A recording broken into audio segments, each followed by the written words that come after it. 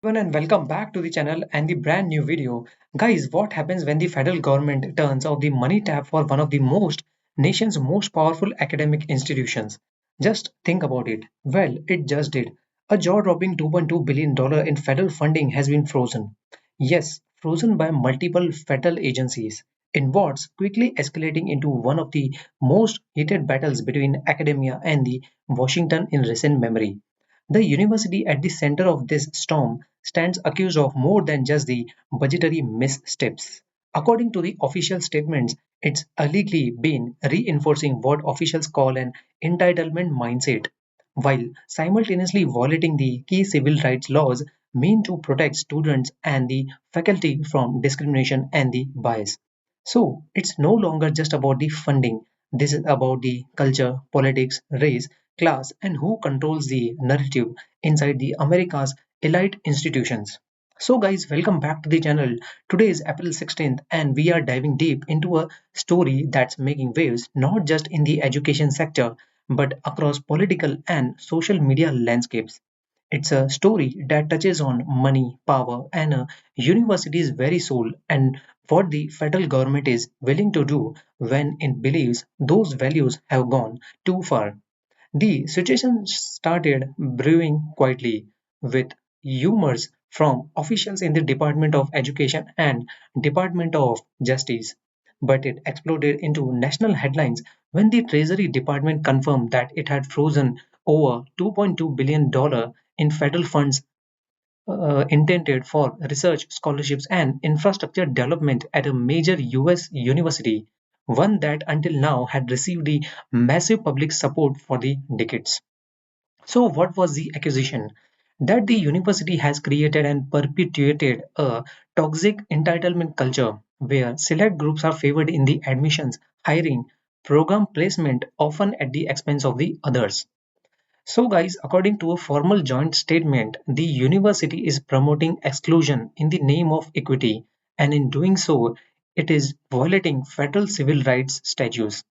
Officials specifically pointed to internal communications and whistleblower reports suggesting that certain departments were implementing quotas, informal bias based screening, and also the ideological gatekeeping, effectively shutting out students and staff who didn't align with the dominant political or cultural framework inside the university.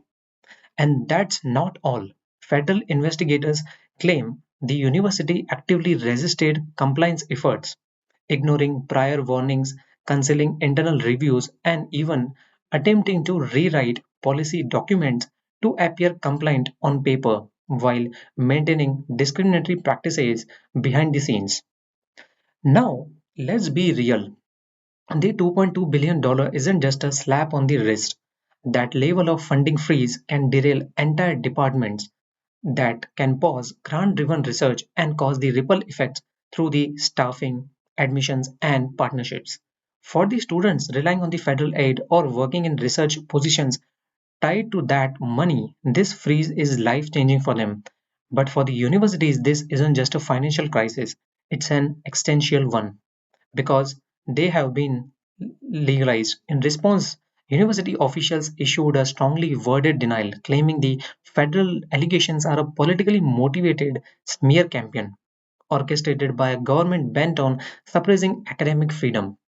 They argued that their diversity and inclusion efforts are being mischaracterized, weaponized, and turned into political scapegoats. They have vowed to fight back legally and are now preparing to challenge the freeze in federal court. This legal could be fight could be monumental. At the heart of it, it's a caution that's haunted higher education for years, but has now reached a breaking point. When do the diversity efforts become discrimination? When does inclusion cross the line into exclusion? And who gets to decide that? It's also worth noting that the freeze didn't come out of nowhere. It fits into a broader pattern of the Trump administration's second term push to confront what it calls the ideological capture of American institutions, from universities and tech companies to media outlets and even federal contractors. The administrator's allies say that it is about accountability. They claim taxpayer money should not fund the institutions that impose ideological litmus tests or violate the very rights they are supposed to uphold. So, guys, do you agree on this?